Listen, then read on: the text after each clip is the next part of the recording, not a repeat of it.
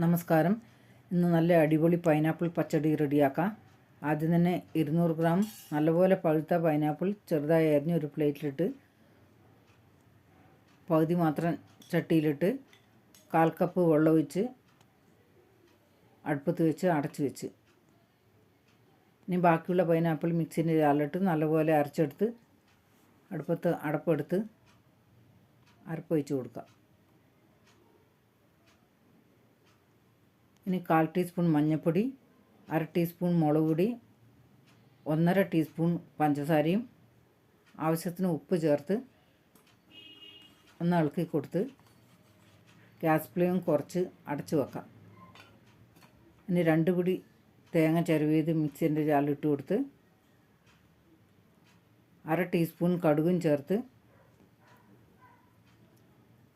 നല്ല കട്ട തൈര് 1/2 ടേബിൾ സ്പൂൺ ഒഴിച്ച് കൊടുത്ത് നല്ലപോലെ അരച്ചെടുത്ത് അടുപ്പത്ത് അടപ്പെടുത്ത് അരപ്പൊഴിച്ച് കൊടുക്കുക. അതിലിടക്ക് ഉടച്ച് കൊടുക്കണമെങ്കിൽ കഷ്ണം ഉടച്ച് കൊടുക്കാം. ഞാൻ നല്ലപോലെ ഉടച്ച് അരപ്പൊഴിച്ച് കൊടുക്കാം.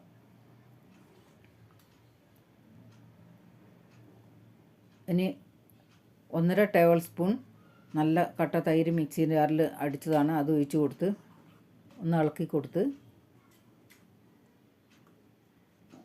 പച്ചടി നല്ലപോലെ തിളക്കേണ്ട ആവശ്യമില്ല.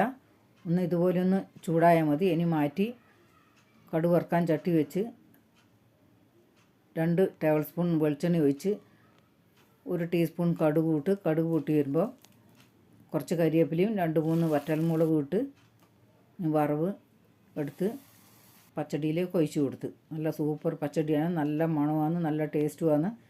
ഇതുപോലെ ഉണ്ടാക്കാത്തവർ ഉണ്ടാക്കി നോക്ക്. ഇഷ്ടപ്പെട്ടാൽ ലൈക്ക് ചെയ്യണേ.